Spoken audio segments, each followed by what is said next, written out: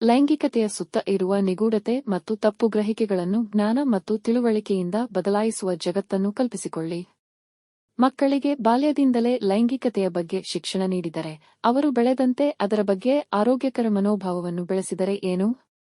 ಇದು ಹದಿಹರೆಯದ ಗರ್ಭಧಾರಣೆಯ ದರಗಳು, ಲೈಂಗಿಕವಾಗಿ ಹರಡುವ ರೋಗಗಳು ಮತ್ತು ಒಟ್ಟಾರೆ ಲೈಂಗಿಕ ಯೋಗಕ್ಷೇಮದ ಮೇಲೆ ಹೇಗೆ ಪರಿಣಾಮ ಬೀರಬಹುದು?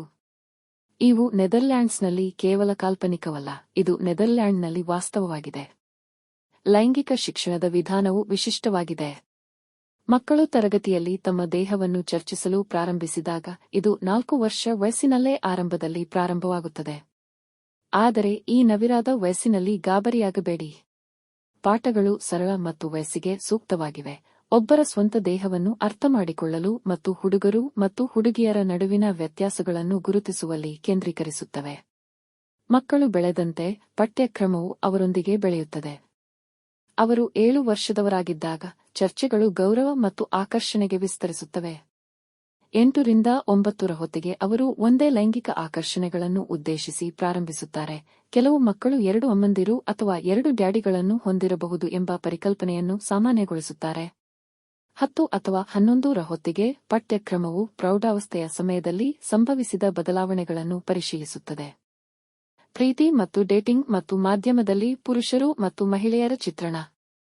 ಈ ವಿಧಾನವು ಹದಿಹರೆಯದವರು ತಮ್ಮ ದೇಹದ ಬಗ್ಗೆ ಆರೋಗ್ಯಕರ ನೋಟವನ್ನು ಹೊಂದಲು, ಒಪ್ಪಿಗೆಯ ಪ್ರಾಮುಖ್ಯತೆಯನ್ನು ಅರ್ಥಮಾಡಿಕೊಳ್ಳಲು ಮತ್ತು ಗೌರವ ಮತ್ತು ತಿಳುವಳಿಕೆಯೊಂದಿಗೆ ಸಂಬಂಧಗಳನ್ನು ನ್ಯಾವಿಗೇಟ್ ಮಾಡಲು ವೇದಿಕೆಯನ್ನು ಹೊಂದಿಸುತ್ತದೆ. ಈ ವಿಧಾನವು ಡಚ್ ಲೈಂಗಿಕ ಸಂಶೋಧನಾ ಸಂಸ್ಥೆಯಾದ ರಡ್ಜರ್ಸ್ ಫೌಂಡೇಶನ್ನಿಂದ ಹೆಚ್ಚಾಗಿ ಪ್ರಭಾವಿತವಾಗಿದೆ. ಹದಿಹರೆಯದವರಿಗೆ ಲೈಂಗಿಕತೆಯು ಸ್ವಯಂ ಚಿತ್ರಣ, ತಮ್ಮದೇ ಆದ ಗುರುತು, ಲಿಂಗ ಪಾತ್ರಗಳನ್ನು ಅಭಿವೃದ್ಧಿಪಡಿಸುವುದು ಮತ್ತು ಅವರ ಗಡಿಗಳನ್ನು ಕಂಡುಹಿಡಿಯಲು ಕಲಿಯುವುದು ಎಂದು ಅವರು ನಂಬುತ್ತಾರೆ. ನೇರ ವಯಸ್ಸಿಗೆ ಸೂಕ್ತವಾದ ಭಾಷೆ ಮತ್ತು ಸರಳ ಚಿತ್ರಗಳನ್ನು ಬಳಸುವ ಅವರ ಪಠ್ಯಕ್ರಮವು ಯುವಜನರು ತಮ್ಮ ಲೈಂಗಿಕ ಆರೋಗ್ಯದ ಬಗ್ಗೆ ಉತ್ತಮ ತಿಳುವಳಿಕೆಯುಳ್ಳ ಆಯ್ಕೆಗಳನ್ನು ಮಾಡಲು ಸಹಾಯ ಮಾಡಲು ವಿನ್ಯಾಸಗೊಳಿಸಲಾಗಿದೆ. ಈ ತತ್ವಶಾಸ್ತ್ರ ಮತ್ತು ಲೈಂಗಿಕ ಶಿಕ್ಷಣದ ವಿಧಾನವು ಗಮನಾರ್ಹವಾಗಿ ಯಶಸ್ವಿಯಾಗಿದೆ. ಡಚ್ ಯುವಕರು ಯುರೋಪಿನಲ್ಲಿ ಕಡಿಮೆ ಹದಿಹರೆಯದ ಗರ್ಭಧಾರಣೆಯ ಪ್ರಮಾಣವನ್ನು ಹೊಂದಿದ್ದಾರೆ. ಇದಲ್ಲದೆ ನೆದರ್ಲ್ಯಾಂಡ್ಸ್ನ ಹೆಚ್ಚಿನ ಯುವಜನರು ಲೈಂಗಿಕತೆಯನ್ನು ಹೊಂದಿರುವಾಗ ಕೆಲವು ರೀತಿಯ ರಕ್ಷಣೆಯನ್ನು ಬಳಸುತ್ತಾರೆ ಮತ್ತು ಹೆವ್ ಸೋಂಕು ಮತ್ತು ಲೈಂಗಿಕವಾಗಿ ಹರಡುವ ರೋಗಗಳ ತುಲನಾತ್ಮಕವಾಗಿ ಕಡಿಮೆ ಪ್ರಮಾಣದಲ್ಲಿರುತ್ತಾರೆ. ಆದರೆ ಇದು ಕೇವಲ ಸಂಖ್ಯೆಗಳ ಬಗ್ಗೆ ಅಲ್ಲ. ಪ್ರಾಯಶಃ ಬಹುಮುಖ್ಯವಾಗಿ, ಡಚ್ ಹದಿಹರೆಯದವರು ಸಾಮಾನ್ಯವಾಗಿ ತಮ್ಮ ಲೈಂಗಿಕ ಮುಖಾಮುಖಿಗಳನ್ನು ಧನಾತ್ಮಕ, ಬಯಸಿದ ಮತ್ತು ಆನಂದದಾಯಕವೆಂದು ವೀಕ್ಷಿಸುತ್ತಾರೆ.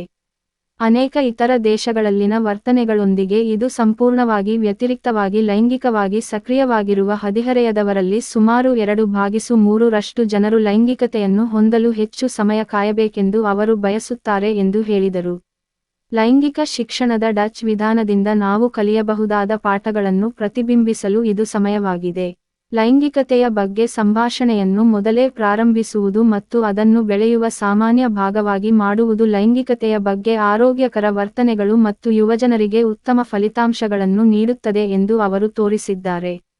ನಿಮ್ಮ ಸ್ವಂತ ಸಮುದಾಯಗಳಲ್ಲಿ ನೀವು ಇದೇ ರೀತಿಯ ಮುಕ್ತತೆ ಮತ್ತು ತಿಳುವಳಿಕೆಯನ್ನು ಹೇಗೆ ಬೆಳೆಸಬಹುದು ಎಂಬುದನ್ನು ಪರಿಗಣಿಸಿ. ದೇಹಗಳು, ಒಪ್ಪಿಗೆ, ಸಂಬಂಧಗಳು ಮತ್ತು ಸುರಕ್ಷಿತ ಲೈಂಗಿಕ ಅಭ್ಯಾಸಗಳ ಬಗ್ಗೆ ಚರ್ಚೆಗಳನ್ನು ಪ್ರೋತ್ಸಾಹಿಸಿ. ಲೈಂಗಿಕತೆಯನ್ನು ಸುತ್ತುವರೆದಿರುವ ನಿಷೇಧಗಳು ಮತ್ತು ಕಳಂಕಗಳನ್ನು ಸವಾಲು ಮಾಡಿ ಮತ್ತು ಬದಲಿಗೆ ಶಿಕ್ಷಣ ಮತ್ತು ತಿಳುವಳಿಕೆಯನ್ನು ಉತ್ತೇಜಿಸಿ. ಜ್ಞಾನವು ಶಕ್ತಿಯಾಗಿದೆ ಮತ್ತು ಲೈಂಗಿಕ ಶಿಕ್ಷಣಕ್ಕೆ ಬಂದಾಗ ಡಚ್ಚರು ಮುನ್ನಡೆಸುತ್ತಿದ್ದಾರೆ ಎಂಬುದು ಸ್ಪಷ್ಟವಾಗಿದೆ.